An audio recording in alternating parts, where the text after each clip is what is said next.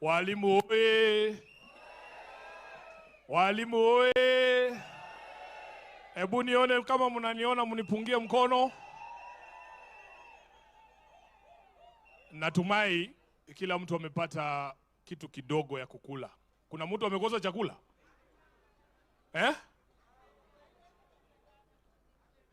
Kama kuna mtu amekosa chakula aseme, nimpakulie mimi mwenyewe, si ndio? Kwa sababu leo nyinyi ndio wadosi. Nyinyi ndio wadosi. Tumesema World Teachers Day hapa Nairobi, we will always celebrate our teachers. Wangapi wanajua mimi ni mtoto wa mwalimu? Yes. My mother has taught in primary school for 30 years. Mpaka akaretire. Na ile viboko tulipigwa watoto wa walimu, sidhani kama kuna wengine walipigwa kama vizi vile tulipigwa. So, I have just a kind request. I have many colleagues from the National Assembly here. Some of them have another function they wanted to attend. So, with your kind permission, my bosses, I wanted we break protocol just for 3 of them to speak because they would want to leave. Mnataka kusikia sauti zao? Waonge alafu tuwa release, sisi wengine tutabaki tukiendelea na sherehe. Leo ni sherehe, hata tutaki mambo mingi, si ndio? So, with that permission, nataka mnikubalie nimuite wa kwanza hapa, anaitwa Mheshimiwa Caleb Gisairo. Caleb Gisairo, he is a member of the Education Committee in the National Assembly. So, wewe ndio utaongea mambo ya welfare ya hao watu wamekaa hapa. Mtuambie mnafanya nini huko kwa hiyo kamati, si ndio? Wapi makofi ya Mheshimiwa Gisairo? Asante sana. Karibu mweshi.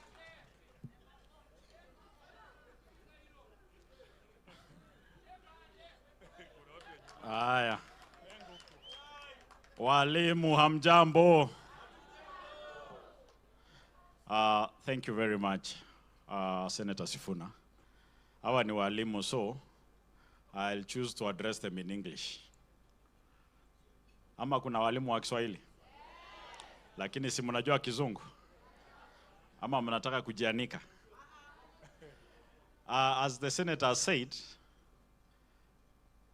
all the members of Parliament who are here and the Senator, I think on this forum I'm the most consequential. Because I sit in the committee that handles teachers' affairs. If there is someone who is most versed with your challenges, it's me. My name is Gisairo Ombane. I'm the Member of Parliament Kitutu Masaba. They popularly call me Engoko. For the lawyers, it's Ingoho. I won't say much. And Babu told me to also tell you that I went to Alliance.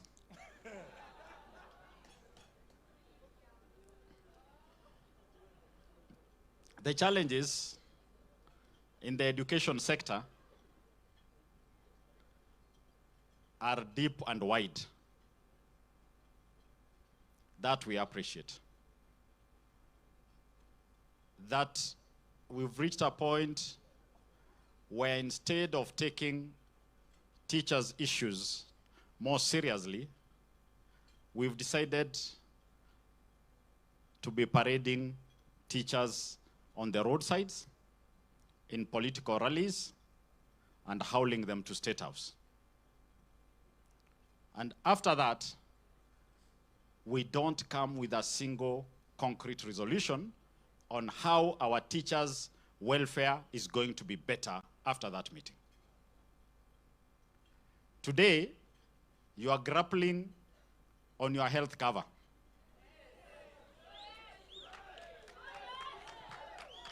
Your health cover under Minet is coming to an end in a month or so.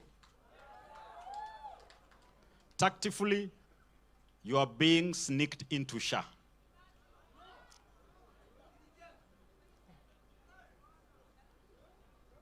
What was wrong with Minet that we want to move them to a system that the rest of the population is saying is not working? We have to respect the teachers. We've gone and said, now we'll give you 20% of the houses. If there are people who are most well planned, even in the rural Kenya, who have houses, are teachers. Teachers are not asking for handouts. Teachers are saying they get what is rightfully theirs. They will take care of the rest.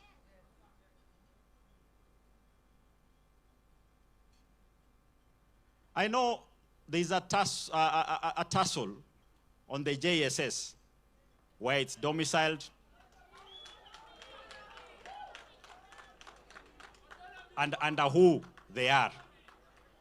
Are we calling the teachers to have this discussion on our table and get to listen to them? No. Someone will make a decision and it will be shoved down your throat. We have in the TSC role 400,000 teachers with TSC numbers without a job. We are not addressing that. The gap that we have that can be absorbed is 300. But we keep saying, sisi ndio tumeemploy walimu wengi, 75,000. What happens to the other 325,000 and more are being churned out every single year? These are discussions that we must have. I am very, very proud of my brother Sifuna. I have seen something that I will replicate where I come from. The respect you've given to teachers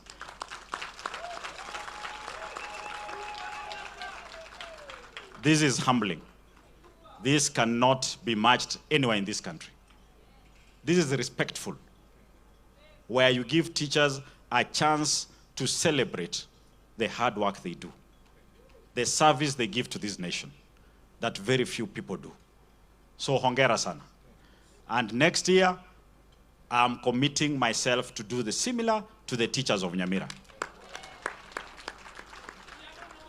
Because if the government can't do it, the young leadership of this nation will do it.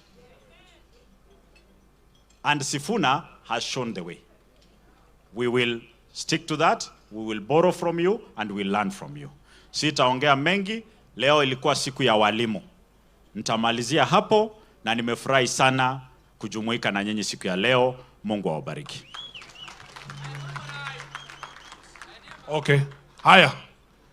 Mumesikia mambo vile imesemekana, si ndio? Mpigie makofi tafadhali. Haya. Mwingine ambao anaondoka na yeye ni Mheshimiwa Barongo. Barongo, please, for 2 minutes, walimu wasikie sauti yako.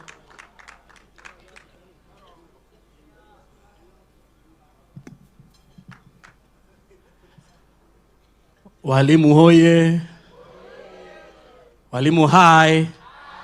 Nipungie mkono tafadhali. Asante sana. Mimi najulikana kama Barongo Obadia. Mimi ni mbunge wa constituency moja kutoka Kisii, inajulikana kama Bomachoge Borabu. Bomachoge Borabu ni rural constituency, sio kama Babu Owino ambaye anawakilisha an urban constituency. Nataka kusema asante sana ndugu Sifuna kwa ajili ya kutukaribisha hapa. Katikati yetu hapa niko na marafiki wengi ambao nawajua. The most notable one ni Isaac Masenge.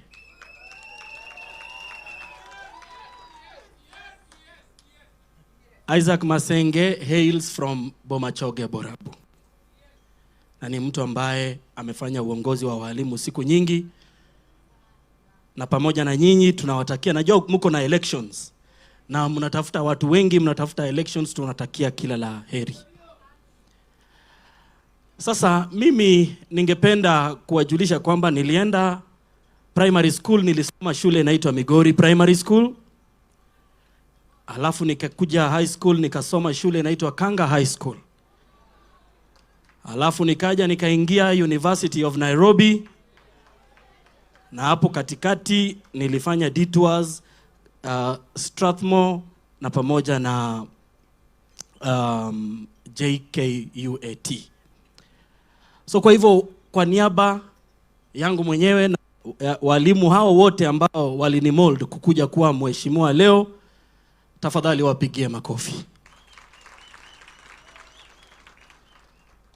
Not only those teachers that played a key role in making me who I am today, ningependa na nyinyi walimu mujipigie makofi for the contribution that you continue to make to the livelihood of our country. Now, ukiangalia hapa Mheshimiwa Sifuna, kuna mpangilio, hapana mpangilio? Kuna mpangilio, sio? Ukiangalia hapa, kila mtu atakayetoka hapa atapata shilingi 10,000 kila mmoja, ama mtatoka tu kwa hiari yenu na mapenzi ambayo mko nayo kwa roho muende naye nyumbani? So you can see clearly that to make something beautiful in this country, you don't need to spend hundreds of millions of shillings. All you need to do is to entrust the teachers to do what they are very good at doing. Sasa bila kwenda kwa shida ambazo walimu wamekumbwa nazo, na ambazo nafikiri kwamba nyinyi kama nguzo na kioo cha jamii mtayazingatia. Na waomba walimu, sisi wa Kenya ni watu ambao tunajulikana kwa kusahau haraka. Na nyinyi jinsi ambavyo mnasaidianga wanafunzi kurevise katika shule, ikikuja kufika 2027, musaidie wa Kenya wa revise namna ya kuhakikisha kwamba tunabadilisha uongozi wa nchi. Kwa hayo mengi ama machache, nashukuru sana. Mwenyezi Mungu awabariki, and a happy World Teachers Day. Asante sana Mheshimiwa Barongo. Haya, next ni ndugu yangu Anthony Kibagendi, na nimeambiwa kwa sababu nyinyi ndio wadosi ati tutaacha nyinyi muongee last. So tumalizane na hao wageni alafu wadosi wakuje waongee, si ndio? Karibu mweshi. Asante sana. Walimu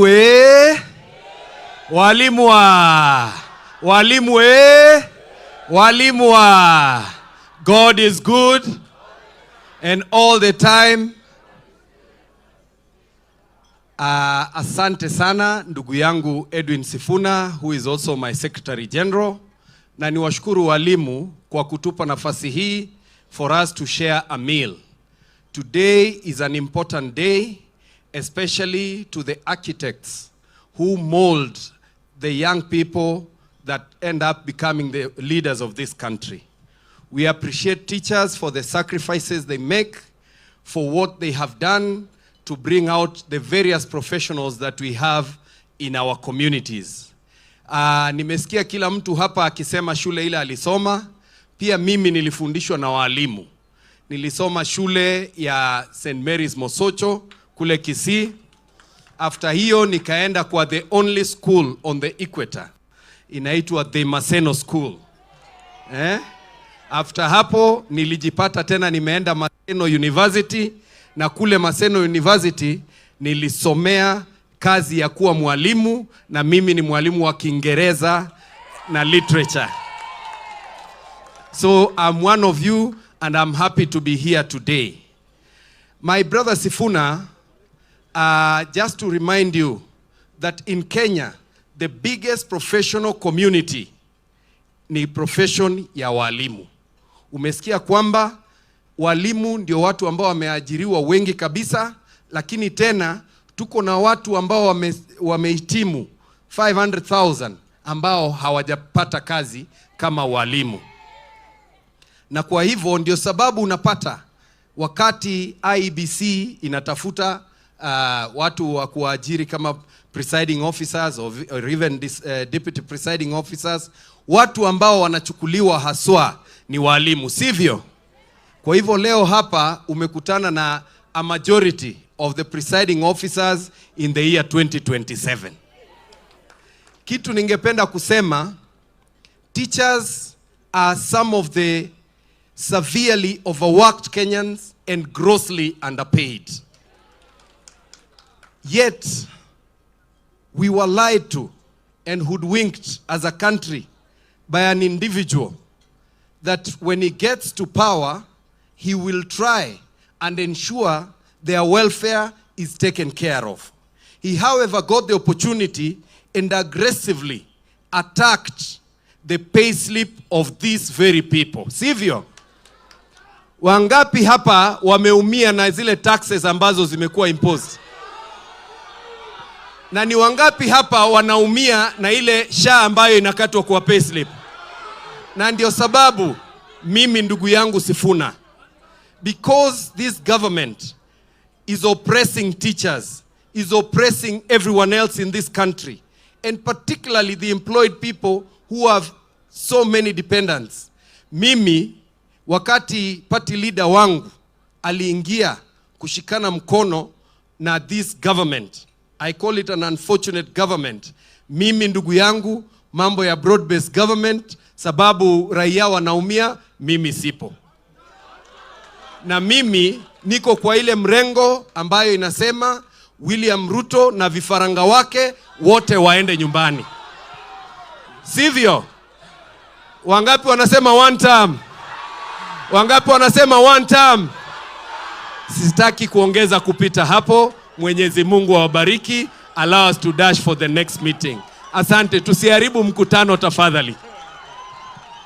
Wapi makofi ya Kibagendi? Asante sana mheshimiwa. Sasa kwa ruhusa yenu, ngoja tu mheshimiwa, tunataka tusikie aliyekuwa CEC wa education hapa Nairobi, anaitwa Janet Mudhoni Ouko. Alafu tuko na mwenyekiti wa private hospitals, urban areas na rural areas. Ako hapa, atakuja kuwaambia kwa nini msikubali kuingizwa ndani ya hiyo kitu inaitwa SHA. Sawa? Karibu mweshi. Thank you. Asanti sana Sifuna, walimu oye. Mahali nimeolewa wananiitaka Nyarjapuonji. Nyarjapuonji unajua ni nini? Msichana wa mwalimu. Baba yangu pia alikuwa mwalimu. Na kukua mtoto wa mwalimu inaongezaka mtu marks sana. Hata ng'ombe walileta mingi kwa sababu wanasema ni Nyarjapuonji. Mheshimiwa Sifuna na MPs ambao walioko hapa, waheshimiwa, thank you so much for this that you have done. Na tulitembea na wewe pia last year and you did something similar to this. And I want to remind these people, kwa sababu tulikuwa na nyinyi last year, tukasema hii hadithi ya mtu kusimama kusema walimu wanafanya kazi mingi sana, watalipwa mbinguni. Tulisema sisi hatutaki kulipwa mbinguni. Tunalipwa wapi? Tulikuwa na nyinyi tukisema huko mbinguni wenye tutapata, hata tutakuwa activists huko, tutaongea nao na watatulipa vizuri pia. Si ni ukweli? Kwa hivyo matters of teachers are very serious matters. Mimi nimesikia hapa mkisema one term, na niliwaona juzi in another venue mkisema vitu zingine. Kwani kunaendaje? Walimu wae! Walimu wae!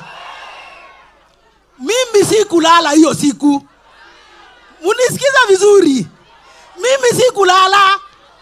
Kwa sababu, sikia vizuri, mwalimu anakatwa pesa ya medical insurance. Ni ukweli si ukweli? Lakini ukienda pale kutibiwa, hospitali inakuambia hapana, hatujatumiwa pesa yako, sisi hatutaki kujiassociate na walimu kwa sababu pesa yenu haitumwi. Ni ukweli si kweli? Wakati ambapo mlikutana na mtu ambaye ako supposed kutuambia kwa nini hajatuma pesa ya walimu, aliwaambia nini? Conman alisema Minet ndio mbaya. I am standing here today, fellow, I'm an educationist, kuambia the problem is not Minet. The problem is the person who is deducting your money and not paying the person who is supposed to give you medical insurance. Why I'm disappointed is because your unionists sat face to face with the person who is oppressing you. And the only thing that we could hear is two-term. Two-term koa kanye. Two-term coming from where?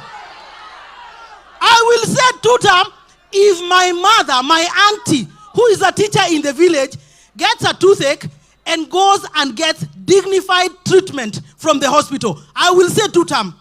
But if you are not getting good treatment, okadoa. Wadagi. Number 2. Maneno ya JSS. Mogul for Mogul.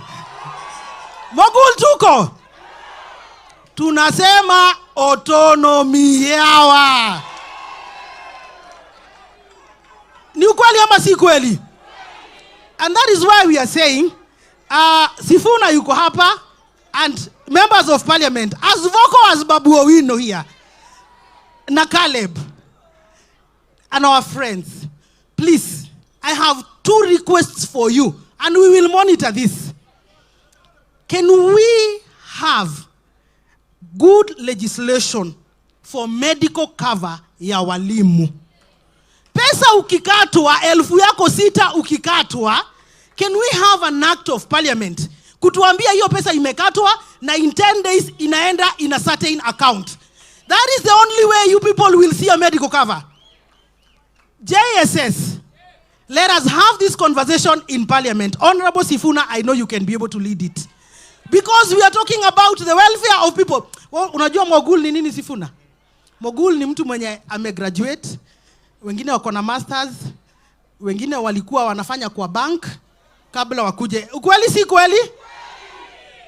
And JSS, for me and from where I sit, having sat in the task force that drafted CBC, I know JSS is the future of revolutionizing education of our country. And with those few remarks, teachers, I love you so much and all the best. And you know, I am always here to support you. Sindio? Tushikilie, tusishikilie. Lakini in the interim tumekubaliana ni 1. Hey, wapi makofi ya Janet? Lakini nyinyi walimu oye, kuna kitu mumeruka hapo kipetero kiyesu. Tutaongea nyuma ya tent. Mheshimiwa Brian Lishenga, Chair of the Rural and Urban Private Hospital Association. Briefly, before we go to the remaining members of parliament, just be patient, Honorable Babu. Wewe ni governor. Tamalizia.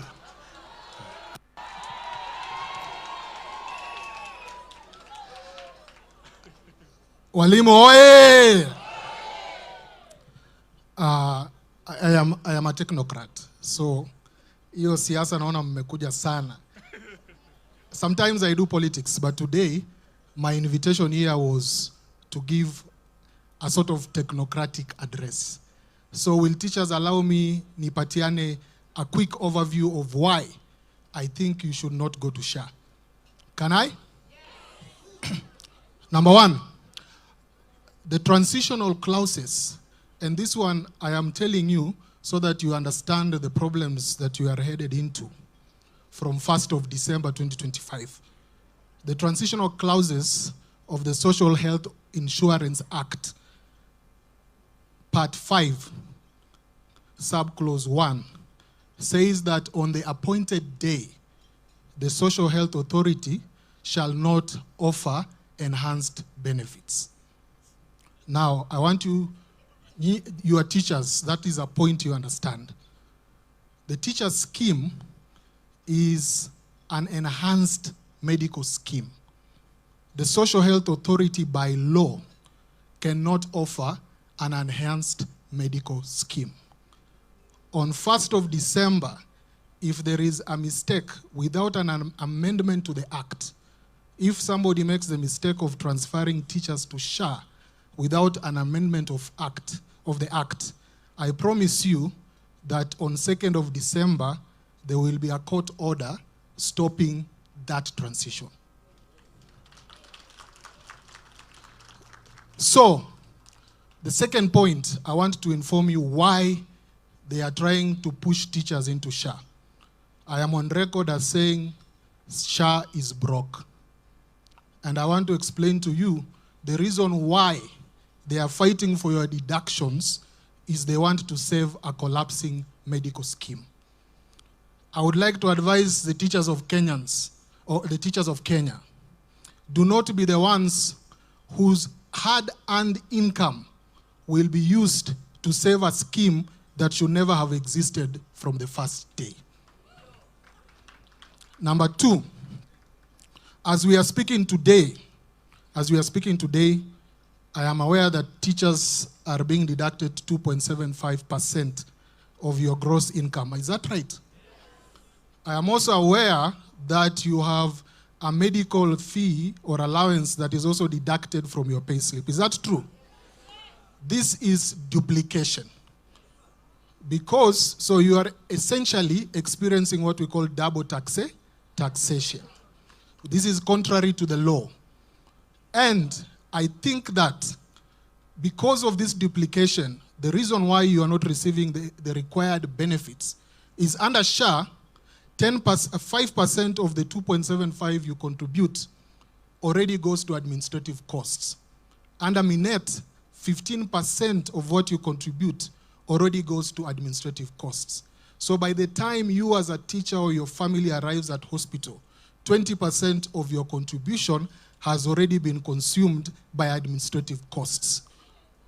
This is also explaining why your benefits are always reducing. One term. Hiyo ndo nimekosa kusema peke yake.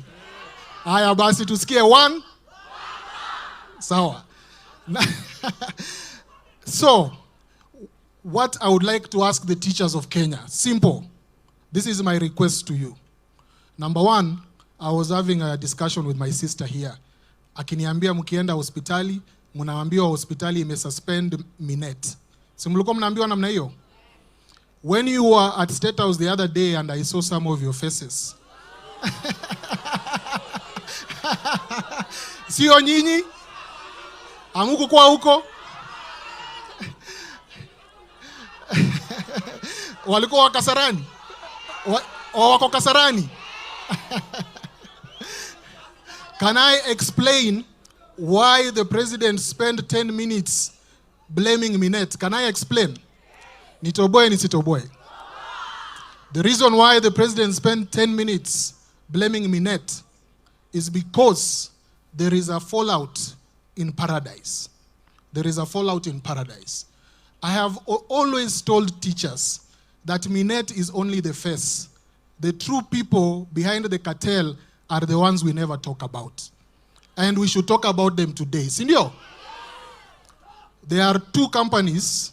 One of them is called Medical Administrators Kenya Limited. MAKL. Mushasikia MAKL? In the consortium contract, it is called the Scheme Administrator. There is a second company called Bliss Healthcare. Mushasikia Bliss Healthcare? Mumesikia hiyo? Nitoboe. Now, Bliss Healthcare and Medical Administrators Kenya Limited are owned by the same individual. So both your scheme administrator and the master capitator are private companies owned by the same individual. One term, sindio? One term, mama namna gani? Now, the trouble in paradise started this way. That same person who owns Bliss and MAKL also owns Life Care Hospitals. Niseme nisiseme? So, that same individual who owns Bliss, MAKL, and Life Care Hospitals, that same individual is the major shareholder in a company called Apeiro Kenya. Apeiro Kenya is the lead consortium partner that is managing the SHA digital systems. Sasa mnaelewa kwa nini mnapelekwa huko? Now, it turns out that in the last few months between January and May of this year, a cartel controlled by that same individual was responsible for defrauding the Social Health Authority. Na walikuwa wanakula pesa ya mzee. Munaelewa?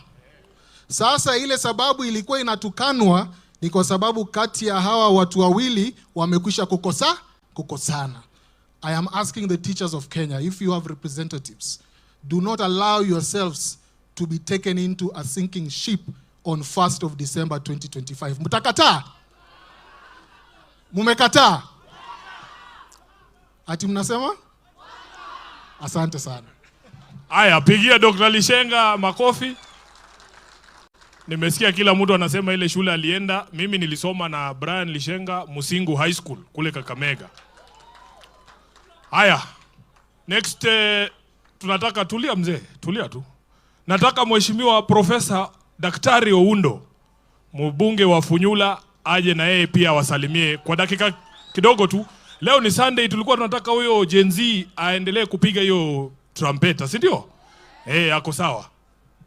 Asante sana Bwana Sifuna. Leo ni Jumapili, tumsifu Yesu Kristo. Amin. Mimi Ojambo Oundo ndio jina langu, mbunge wa Funyula Constituency katika kaunti ya Busia.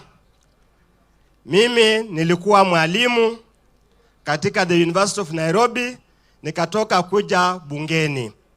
As I stand here, I'm in very good hands with the teachers. As I stand here, I come to thank you, to celebrate with you, because being a teacher is more than a job, it is a calling. And wherever we are, as leaders, we must always appreciate you teachers in whatever you do. And that's why every single time, we always hope any political regime, any government, will take care of the teachers, will take care of everybody, instead of wasting so much money on unessential services and neglecting the welfare of the teachers. We stand here, sometimes it pains us, because when we go to our constituencies and we find the way teachers are suffering, the challenges they have in the schools, the challenges they have in the classrooms, and the way they are struggling to deal with children, it pains us very much.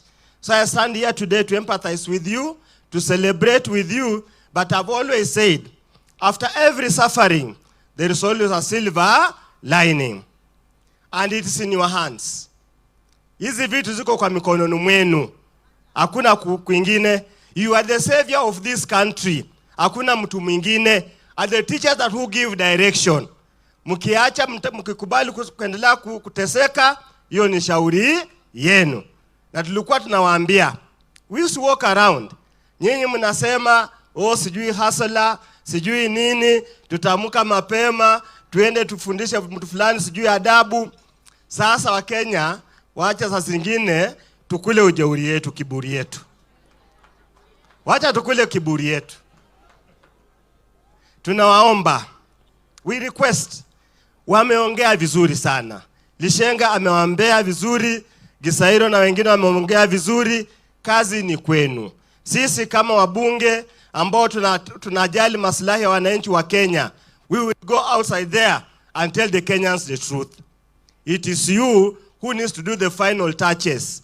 Sisi ni midfielders. Nyinyi ndio watu wa kufunga mabao. Na mfunge mabao kule kuzuri, huku kwingine mnaweza on goal. Asante, sitakuwa na mengi. Asante sana Sifuna kwa kazi nzuri.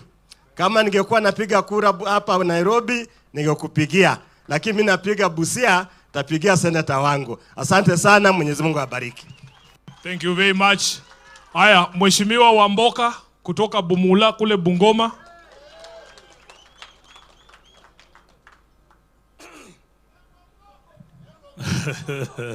Walimu hoye! Hebu mnipatie salamu ya walimu huko nyuma, salamu ya walimu. Vile mumesikia, naitwa Wanami Wamboka kutoka Bumula. Tumekuja hapa kucelebrate mambo ya walimu. Tunatambua ile kazi mnafanya. Tuko na nyinyi. Tunajua zile shida mnapitia. Kwanza ni washukuru kuchagua kiongozi shupavu. Huyu jamaa anaitwa Edwin Sifuna. Walimu wa Nairobi, ile mambo mmefanyia Kenya, jambo la maana sana ni Edwin Sifuna. Can you imagine Kenya hii kama haingekuwa na Edwin Sifuna? Sasa tumshukuru sana. Pili, unajua mimi hata watu wakiumia mimi siumii sana. Kwa sababu mimi ni mtu ya baba. Mimi sikupigia hii serikali kura. Mimi ni mtu wa nani? Tukiwa na huyu Sifuna. Kwa sababu wengine wetu tuliona haya maneno yanafanyika, tuliona kitambo sana. And someone must speak about these things.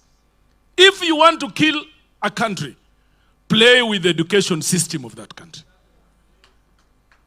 It surprises me, as it should to everyone, that this country prioritizes housing more than education. That this government prioritizes housing over health care. It surprises me. Lakini hiyo maneno yote iko kwa mikono yenu. Nyinyi ndio mnafunza kila mtu, ukiona engineer, ukiona wakili, ukiona ni nani, ni walimu. Ile kitu imemshinda tu ni hii maneno ya uongozi. Ikifika hapo sijui mnachanganyika wapi walimu. We speak because we are accountable. Sisi tumechaguliwa because we love our country. When things are going wrong, we must speak and say things are going wrong. Vile tunaongea sahi, ile mchanganyiko maalum iko kwa education system ya Kenya, hata Mungu mwenyewe hawezi elewa. It is difficult. Hata hii kitu mnaitwa CBC, mwalimu haelewi. Mzazi haelewi. Serikali haielewi. Alafu wewe una expect mwanafunzi aelewe CBC. Kama ni mambo Mbotela angesema, je, huu ni ungwana? Sasa ni nyinyi walimu. It is incumbent on you as teachers, shape your destiny. Wanasiasa watakuja na mambo kumdanganya mambo mingi sana. You are in trouble. You can, ebu mniambie, third term inakuja mwisho. Hakuna capitation imepelekwa kwa shule. Hakuna capitation. Lakini wakati wanataka pesa ya ile system ina run SHA, 104 billion inapatikana. Wakati kanisa inatakana kujengwa State House, pesa inafanya nini? Inapatikana. Lakini tukikuja kwa pesa ya capitation kupelekwa kwa shule, hiyo pesa hakuna. Sisi tukiwa huko bunge, wale wenzetu tuko hapa, we are with you. Na hatutaenda namna hii, sisi tutasimama na nyinyi. Hiyo mambo yote mnasema, mambo ya JSS, hiyo yote sisi tuko na nyinyi. Na tutasimama na nyinyi. Na sisi pia sasa penye mefika, mmetuona hapa, hii timu inaitwa Kenya moja. Sio rahisi. It is not easy to be Senator Sifuna in this country. Ile mishale inatoka kona zote, sio rahisi. Lazima pia nyinyi msimame na senator wenyu. Msimame na kiongozi wenyu. Wakati shida inaanza kwenda.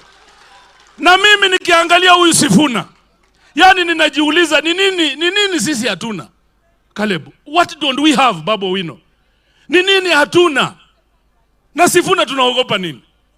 2027 hii tunaogopa nini? 2027 tunaogopa nini? Unajua, I come from a circumcising community. Nikisema hivyo ndugu zangu wa Jaluo wanaanza kushtuka. Sisi wakati mwanaume umekuwa circumcised, hakuna kitu ingine na kutisha. Si hii maneno yote tunaongea. Mimi nafika fahali Sifuna, mimi naona hata sisi tuweke agenda kwa meza. Tuweke option kwa meza kwa mambo ya 2027. Mnakubaliana na sisi? Mnakubaliana na sisi?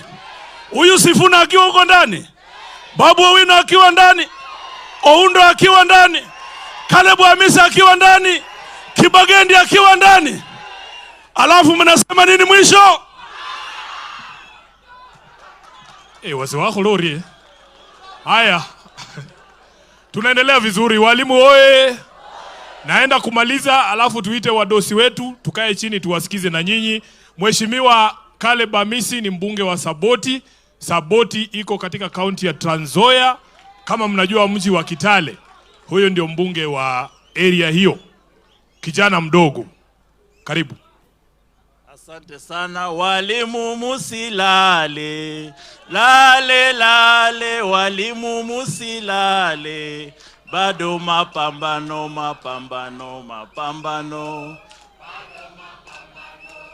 Jesi musilale, lale lale, Jesus musilale.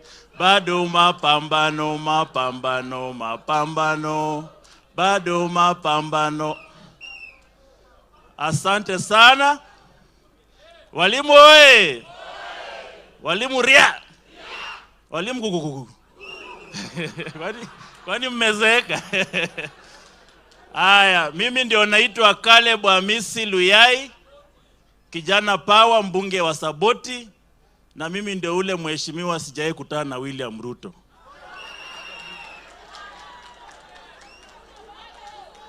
Na sitawahi kutana na yeye. Nimefurahi kufika hapa. Number one, I want to appreciate the people of Nairobi County, wakiongozwa na walimu, kwa kutupea huyu kijana awe seneta wenyu. Sisi watu wa Magharibi tunawashukuru. Thank you very much.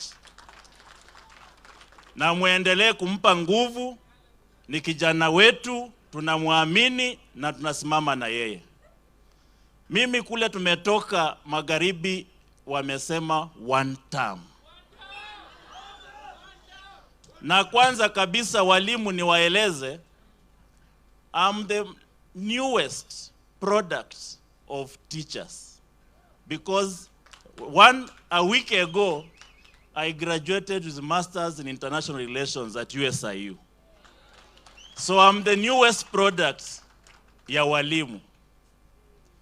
Na wakati nimesimama hapa, apart from being the newest product ya walimu, mimi nimefunzwa, not just kufunzwa, nimelewa na mwalimu.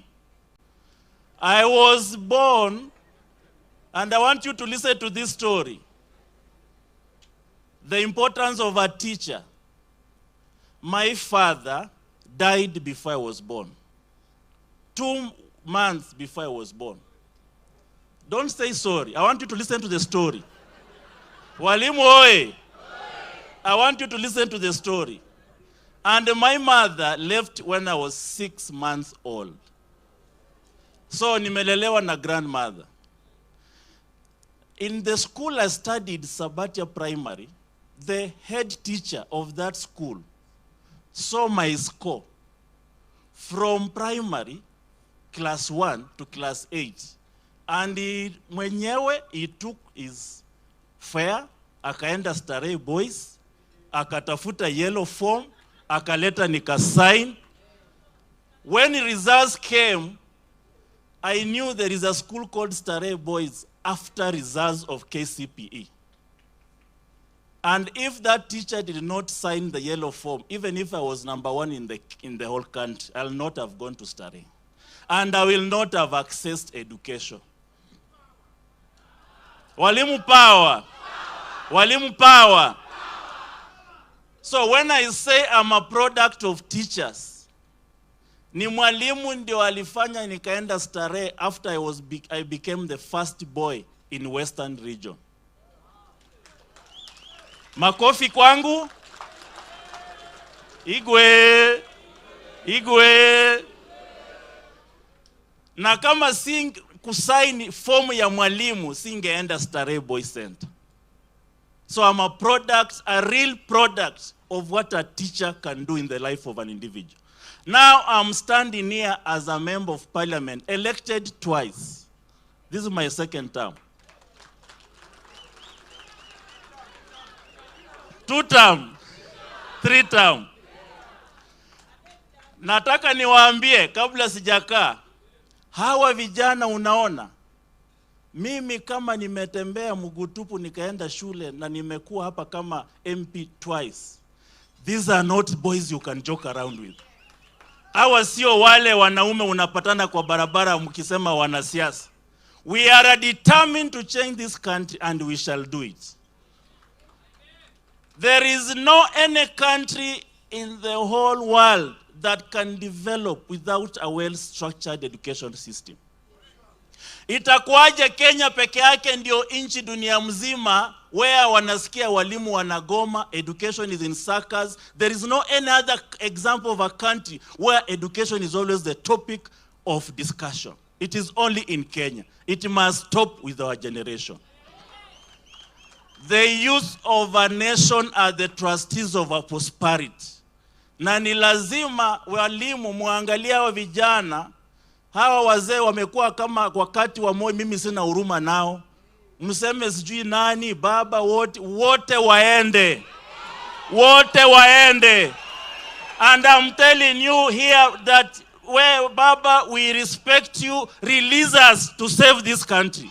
Release us, Baba. Tuachilie tuokoe nchi. And we are ready. Hii yote tumewapia miaka 60 zimewashinda. Release us to save our country. And tuko tayari. Tumetosha tujatosha. Mtatuunga mkono, mtatuunga mkono. Wale wanatuunga mkono tuone kwa mkono. Walimu oye! Walimu oye! Wale wanasema one term, one term, one term, one term. Asante sana Mheshimiwa Caleb Amisi. Sasa nataka nichukue fursa hii nimkaribishe ndugu yetu wa Embakasi East.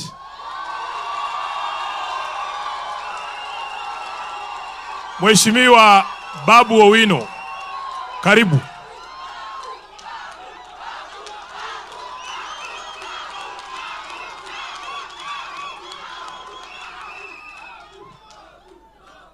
Thank you so much. Thank you so much. Teachers, I love you so much. Teachers Ria. Teachers Ra. Teachers Tibim. Teachers Tialala. Warembo ha. Walimu mwe. Asanteni sana. Thank you so much, teachers. Thank you, my super senator, Senator Edwin Sifuna, ambaye ni kiongozi bora. Sio bora, kiongozi. Sifuna, tunakuunga mkono. Najua kuna vita mingi sana hapa mbele, and we are ready. We are ready to face the challenges of life. Because by the end of the day, nobody will exit alive. Even those who are abducting us, even those who are killing us, will one day die. So therefore, lazima tujipange. To the honorable teachers who are here, as Babu Owino, I'm one of your own. I'm also a teacher. In fact, my class was the largest class in the whole world. I'm the only single teacher who has taught the largest class in the whole world, and that was an online class that attracted, at one single time, the viewership live was 800,000 viewers. Right now, it's going to 33 million viewers. Si hiyo iko sawa? Is there any other teacher here, any teacher here who benefited from my lessons? Kunayo? Si unaona wanafunzi wangu hapa sahi sasa ni walimu. Mwalimu wa maths hapa ni wapi? So there are teachers here. I talked to some who told me, Babu, I benefited from your lessons, and today I'm a teacher. I'm a proud teacher because of you. And in the next 2 weeks, I'm also going to revise again online. So teachers, tuko pamoja, msione na wapatia competition. It's because of my love for education. Because were it not education, I would have never come to Nairobi in the year 2007. Were it not for education, I would have never gone to the University of Nairobi. Were it not for education, I would have never been a member of parliament. And were it not for education, I would not be standing here today with you teachers. And therefore, for me, my love for teachers will forever be at 100%, will be at optimum. To the teachers, the love that we have for you in this society, we know very well how much we love you. You are the architects of the society. You not only build education, you not only build knowledge, but you also build character. And you build characters, you build people in this nation. Teachers, you manage our questions with patience. You manage our mistakes with compassion. And you manage our growth with pride. And therefore, we love you and will continue loving you. Teachers don't just cut the trees in the jungles, but teachers irrigate the soil of the mind. And because of teachers, we have any professional in any profession, all of them in this world, because of teachers.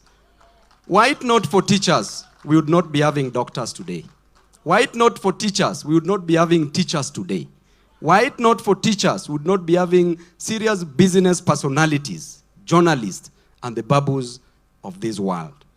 And therefore, the role a teacher plays in the society is so big.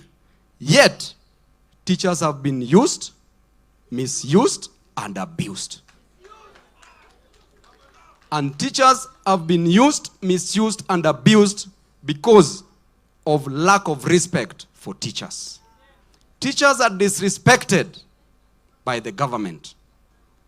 Teachers are the least earning civil servants in this country. Yet teachers are training other professions. When you look at our education system, the teachers who went to State House are only 10,000. If you want to know that there is disrespect, yet we have over 400,000 teachers in this country. Mr. President, if you are genuine about teachers, the teachers who never received their 10,000 shillings, send them M-Pesa today.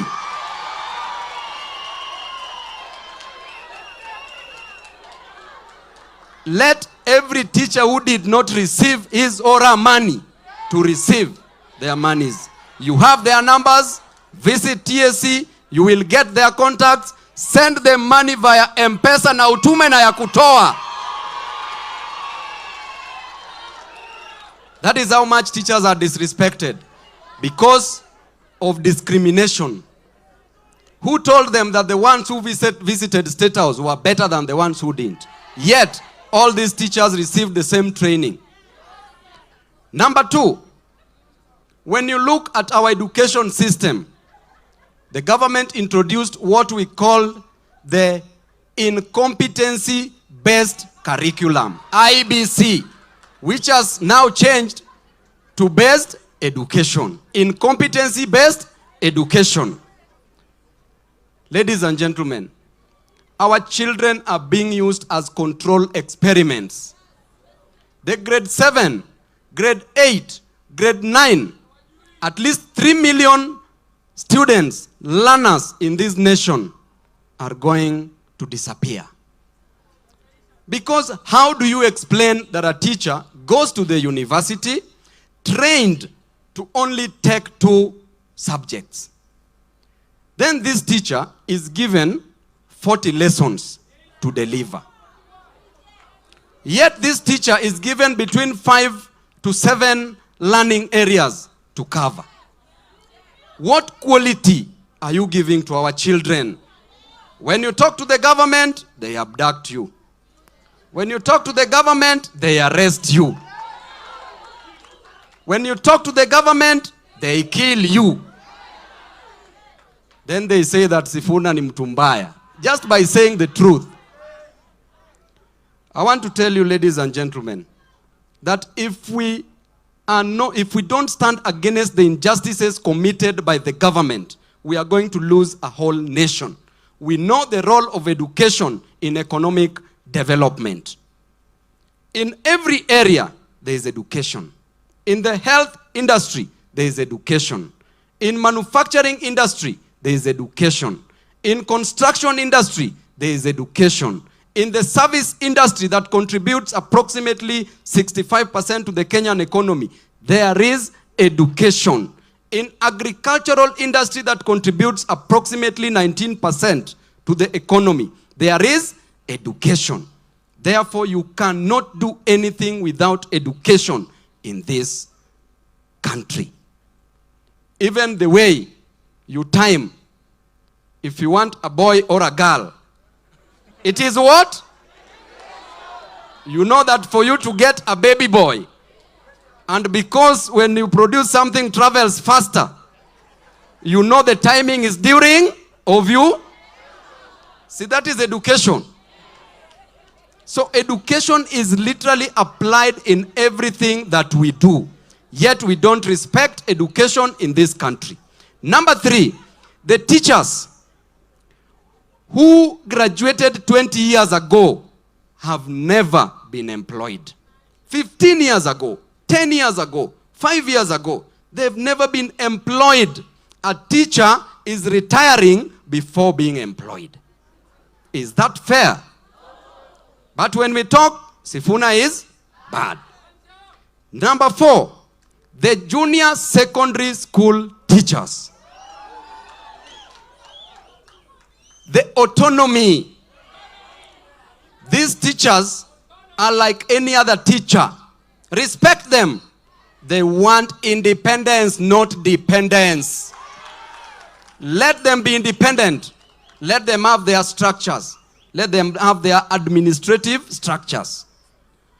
Then, as I finish, ladies and gentlemen, I want to tell you, teachers, today lecturers are striking. Those are teachers. And lecturers have stricken for far too long just because the government cannot listen.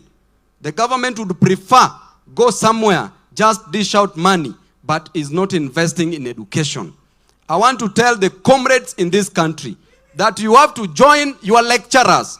Close those universities. Kama mambo ni mbaya iwe mbaya. Kama ni noma iwe noma. The lecturers must be paid. And to the lecturers, do not agree to sign anything if there is no money in your pockets. To the teachers, the salaries that you earn is not congruent to, is not similar to, is not directly proportional to the work that you do, but it is inversely proportional to the work that you do. The teachers are doing a lot, but they are not being paid. Officials of NAT, officials of KUPPET, from today henceforth, start demanding for salary increment. Walimu ria, walimu ra, walimu tibim, walimu tialala, warembo ha, warembo mwe. We mwalimu, naona mwanaume anapiga mwe, we ni mrembo. Asanteni sana, Mungu awabariki. Naona Mheshimiwa Wamuchomba amefika hapa. Asante sana, makofi ya Mheshimiwa Babu Owino. Haya, tuendelee tusiendelee? Tuendelee tusiendelee? Haya, wakati Mheshimiwa Babu Owino anazungumza, tumekaribisha Mheshimiwa Gathoni Wamuchomba, yuko hapa. Niwache upumzike kidogo. Uko sawa? Haya, njoo basi. Njoo basi.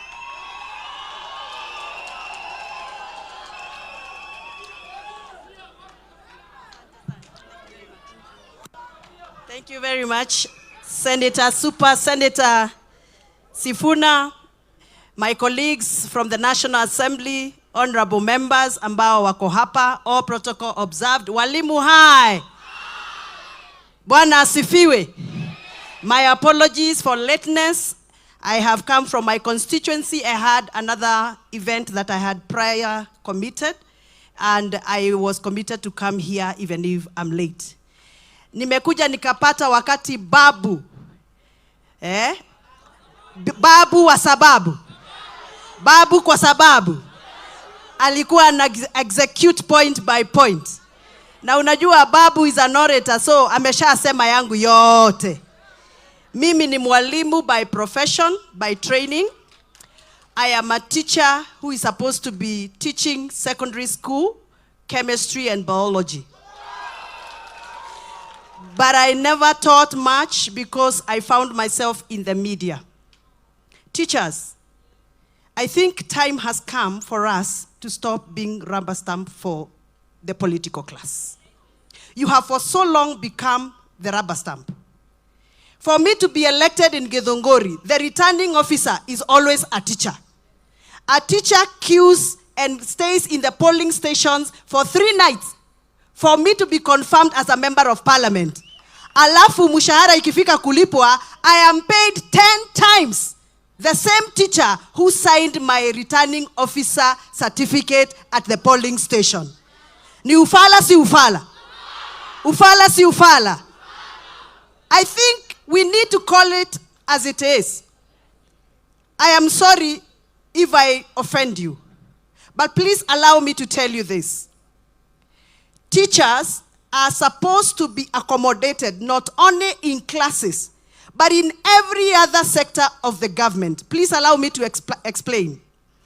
A teacher is not trained to just be in the walls of the classroom.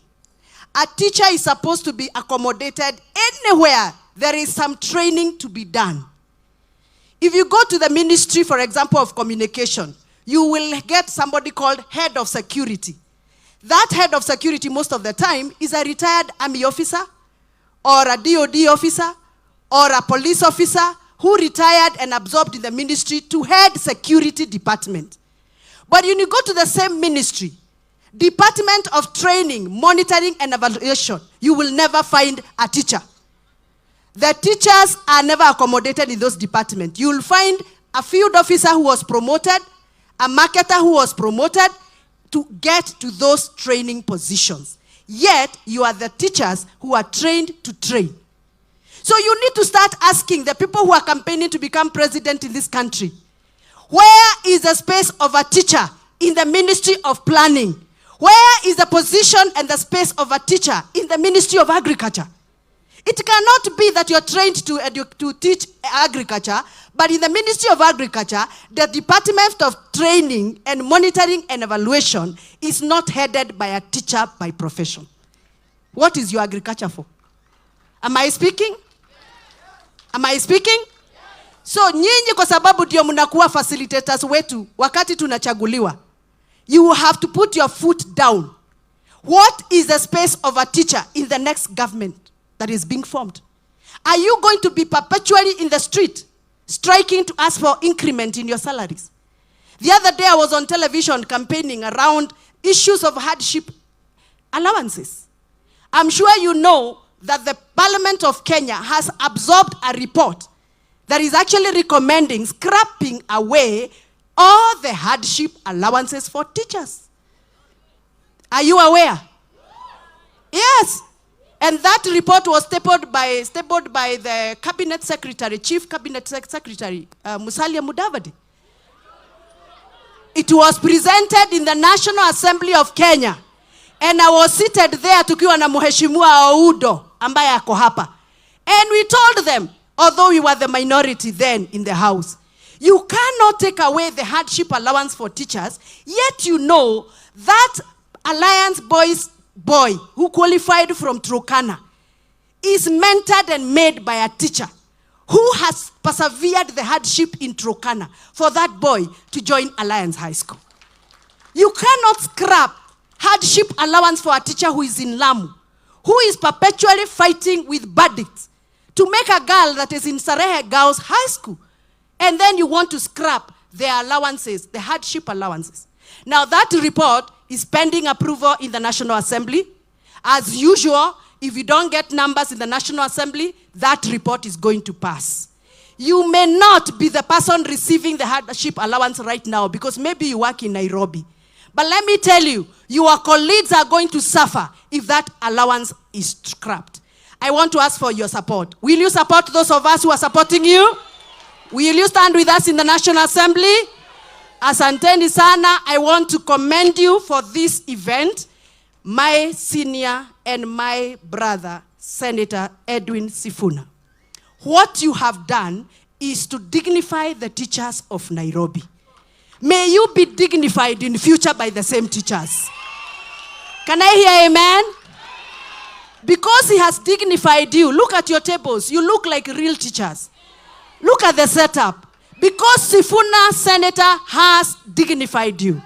The day he would want your support to be dignified, will you come through for Senator Sifuna? Ya mwisho.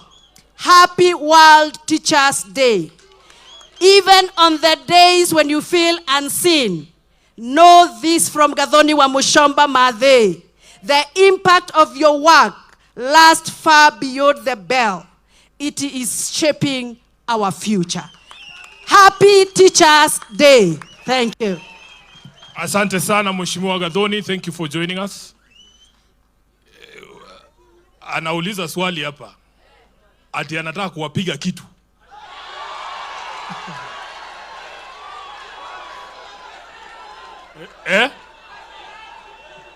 Wachana na wale wako Kasarani, yeye anasema yake. Sawa? Niwapige jeki? Unajua mimi ni mwalimu ambaye Mungu alinifanikia tu nikaenda kwa media nikajipata nimeinuliwa. Kwa hivyo leo nataka niongeze hiyo kiti yenyu nitaongeza 1200. Asante sana Mwesh. Hata mimi karibu nisahau ndio imefanya nirudi hapa. Mimi pia wacha ni coordinate niwaongeze 300,000 Kenya shillings.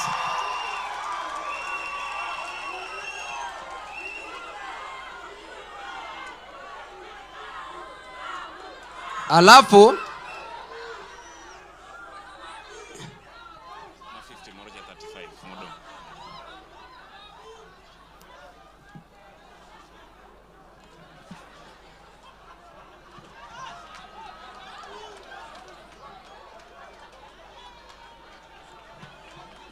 Aya, mnasemaje? Asante, si ndio? Asante. Kuna mtu tulikuwa tumepea kazi ya welfare officer, si ndio? Mnajua vile sisi we are very organized na tumesema we will dignify you. Kuna vitu hatutafanya. So, ule welfare officer kwa wapi? Wewe Ted, kuja wewe mwenyewe uchukue. Mtafute wewe mtu. Zile bahasha zilikuwa unafungua tena, unaingiza ingine ndani, unaongeza. Sawa. Haya. Walimu oye! Walimu oye! Kwanza kabisa, nataka nichukue fursa hii niwashukuru kwa kukubali mwaliko wangu. Unajua, kuna mahali ingine mlikuwa mmeitwa, si ndio? Sasa, ni heshima kubwa sana kwenu kusema mtakuja mkae na sisi leo. Last year waheshimiwa ambao mko hapa tulianza hii kitu ya kucelebrate walimu every 5th of October on International Day of the Teacher. And I promised you last year ya kwamba we will make it bigger even this year. Kwa sababu last year we did maybe 500 people at Movenpick Hotel. We said we will do 1,000. Mungu akinibariki, next year tunaweka tent 2. Si ndio? Tunaweka tent 2. We have more teachers who are to join ili we celebrate you. The reason why we do this is not so that we can get an opportunity to say things. It is just to say thank you for the work that you do. And as your senator, I pledged for as long as I am here and I'm alive, every single 5th of October, we will do these celebrations with you out of honor. Now, my colleagues have spoken here, wamesema mambo mengi sana. Kwanza mimi, ndugu yangu Caleb, nilikuwa nataka ajue, sisi hata hatufai kuangalia watu wengine. Tujiangalie tu sisi wenyewe. Kukomboa hii nchi, itatuchukua sisi. Kwa sababu kuna watu ambao tayari wamechangia demokrasia yetu kufika mahali imefika. Sisi tunawashukuru kwa safari ambaye wamefanya.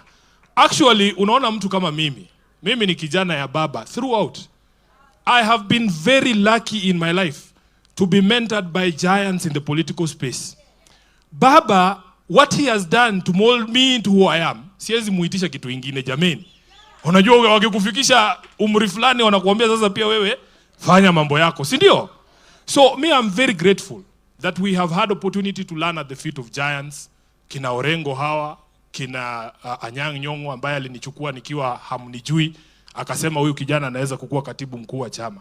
So me I'm very grateful for that generation that has mentored us, and we love them still. We will find a way of making sure we work together. Now, last year, you raised certain issues with your senator that you wanted me to take to the Senate. Luckily for you, mimi mkinituma naendanga nasema. Na uzuri yenu huwa muniruki. Munasema ni sisi tulimwambia aseme, si ndio? That is a sort of relationship we want, that tukiamua tunaenda vita fulani, usigeuke nyuma ukute ati Sifuna ameingia komiti, hapana. Tukisema ni forward, tunaenda forward, si ndio? Last year nimesikia Gathoni akizungumza mambo ya hardship allowance. Gathoni, kama kuna watu wanahitaji hardship allowance ni hao walimu wa Nairobi. Wacha nikwambie, wewe fikiria hii Nairobi, mtu analipwa shilingi 18,000 kwa mwezi. Utatoa nyumba wapi yenye ni chini ya shilingi 20,000 yenye mwalimu anaweza ishi na heshima?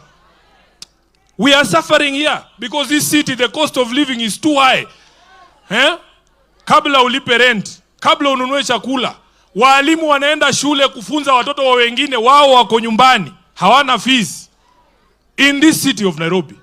Waliniambia kwanza hawa JSS unajua ni majenzi. Waliniambia hata hawezi ishi na bibi yako Nairobi.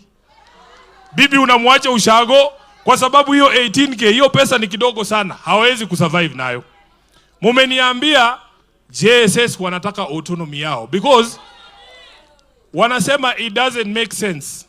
It doesn't make sense. You are a graduate, unawekwa kwa center pale ati mdosi wako ni mwalimu wa P1. Unaona? So all those conversations mimi nazipeleka bunge, and I will play for you a clip here ya last week. Huyu waziri anaitwa Ogamba alikuwa kwenye Senate, na hiyo maswali tulimuuliza, ingawaji anahepa sana maswali. Anapeana story mrefu, na unajua speaker ako pale anamprotect. Saa nyingine unasikia kurukia mtu, mwambie boss hujajibu swali bana. Hujajibu swali. Wanakuambia Sifuna calm down or we will throw you out. So I have brought those issues before the Senate. You will hear his long winding answers here. That is not to mean we have given up on your representation. We will continue to represent you. I brought this gentleman who's the chair of RUFA, who's my classmate in Musingu, so that he can explain to you the danger that is ahead. And you have the power and the leadership to be able to say, sisi tuko sawa mahali tuko. Hatutaki mtu ingize kwa hiyo confusion yenu ya SHA. I was very embarrassed as a son of a teacher kuona union leaders wenu wakiimba vile walikuwa wanaimba pale State House. Nikashangaa, nikauliza, kweli ni nyinyi mlituma huyo katibu wenu aseme hiyo vitu? Ni nyinyi mlimwambia imbe hivyo? Nyinyi wimbo wenu ni tofauti? Yenu ni gani? Yenu ni gani? Semeni asikie, yenu ni gani? Correct. So as leaders in this country, we must make sure that we represent you, and we represent you properly, and represent the issues that you want to be addressed and put them on the table. On the question of the pay slip, I feel very pained, by the way, when I see the deductions that come from my own salary. Unalipa SHA over 35,000. Mimi nalipa housing levy over 36,000 kila mwezi ya Kasongo. Na unajua hao watu, they don't care whether those social houses or those so-called affordable houses work or not. Wao bora contractor ni wake, material ni yana supply, wakisha lipana wanaenda. Tulikuwa kwa huyu Oundo, Funyula. Can you imagine in the middle of the village there, mahali Oundo wakiulizwa atasema wacha tujenge classrooms mingi na hisi miti, ama tujenge hospitali. Wanajenga gorofa 12, na mimi kama Mluya najua hakuna nyumba Mluya anaweza ishi penye kuku yake hezi ingia. Hakuna kuku ya 12th floor. Ama nyinyi mnajua hakuna kuku inaishi 12th floor. So hizo nyumba hatuelewi ni nani atakuja kuishi hapo ndani, kwa sababu Senator wa Busia Senator wa Busia alinifunza kitu. Unajua Waluya wanasema, wanaita kuku engoho ama ingoho, si ndio? The first 3 or 4 letters of that word ingoho is ingo. Ingo means wapi? Home. And in fact, if you want to know whether there is human habitation somewhere in Western Kenya, you meet a chicken first, na unajua kuna watu wanaishi hapa. So sisi without kuku, hiyo hatuwezani. But hao wajali, wao bora wajenge, walipe makontrakta wao, alafu wasonge mbele. Kwa hivyo mimi nataka niwaombe ya kwamba sisi kama vijana, viongozi vijana, tumeshikana, tumesema tunataka siasa za sera. Tuwaambie watu mahali ambapo serikali inapotea, ni muhimu sisi kusema kwamba hapa ni kitu kibaya.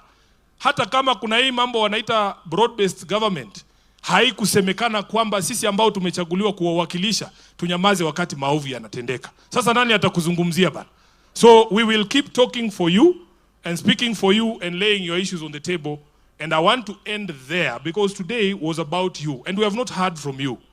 We will sit down and listen and you will see us carrying those messages that you give us in our respective areas of representation. Gathoni, even if there is just 2 of you in that National Assembly, please stand up for these teachers. Please stand up for these teachers. And they will see you putting an effort. Aya. Hiyo bahasha utafungua tena. Asante sana. Fungua tena uongeze kitu kidogo ndani, si ndio? Thank you very much. I just want to play for you that clip from the Senate proceedings if you didn't see it this week when the CS for Education was there, and I hope you have sound. Let's go.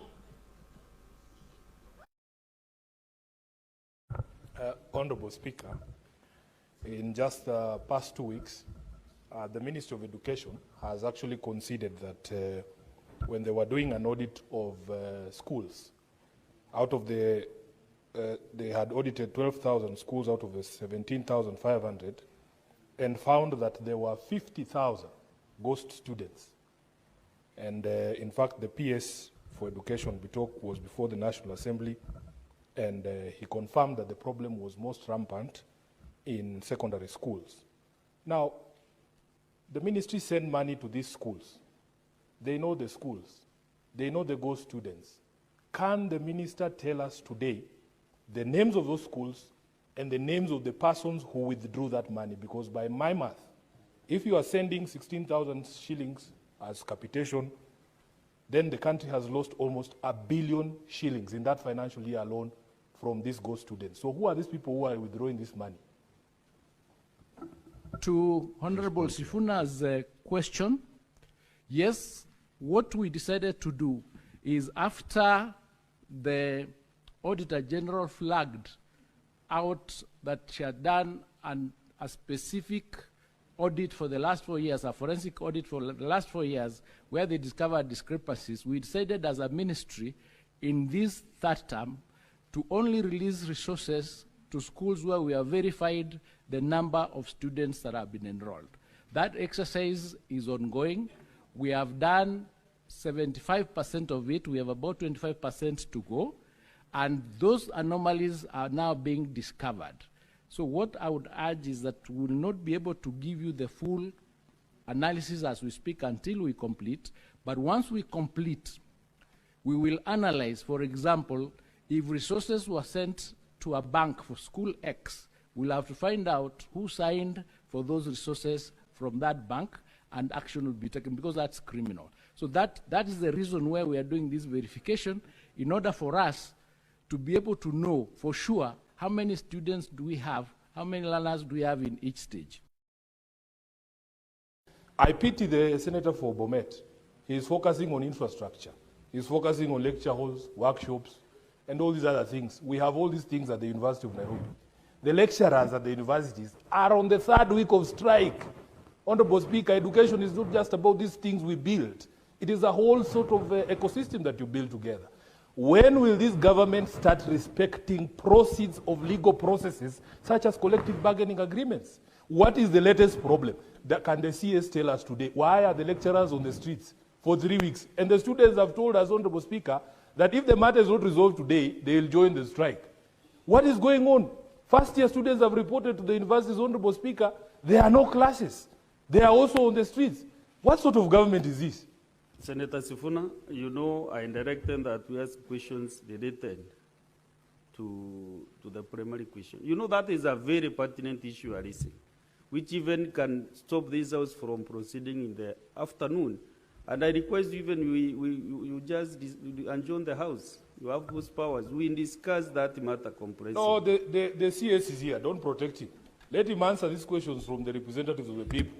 And even Senator Cherargei asked about this. CS, these are correlated matters. CS, proceed and let him tell us if we are safe or the questions. students will be here. He is here. This government is overprotected by the speakers in this House. Let him answer the question. Your second question was on the strikes, and I'll answer them together with Senator Sifuna's concern. But I just wish to state that earlier, I provided a response on the JS governance by referring to the Working Party recommendations and the fact that the bills are undergoing the processes that are required in order for them to be submitted eventually to Parliament, where they would then have legislative powers.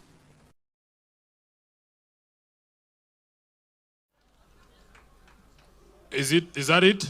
There was an answer on JSS autonomy. Yeah, he gave a long winding story. You didn't have it there? Okay, sawa. So you can sense the frustration that we also face in the House there, because you expect that when the CS is there, he will provide concrete answers so that when I come to you, I can also give concrete answers. Now, from what he has said there, have you understood what he's saying? Sasa ukiona tumechemuka pale tunataka kushika mtu mashati, jameni, si hata ingekuwa wewe ungeshika mtu shati. Na ndio maana tunasema we want competent administration in this country, and this one clearly is not. So at this particular point in time, we have sat down for a very long time. Where's the lovely band? Yes, is it possible for you, as we usher in our bosses, because our bosses' representatives have not spoken, sindio? Wapatie pambio kali sana, alafu wakuje wafanye nini? Watuambie mambo yao sasa, sindio? Muko na maneno? Mutasema ama mutaogopa? Bas. Haya. Asante sana. There is a young man here who is itching to say hi to you. I think he's a student leader at this facility. Bro, tukaribishe hapa tu, useme kama tuko safe ama hapana, si ndio? Haya. Asante sana. Yes, walimu power. Walimu power. My name is Julius Ikusa.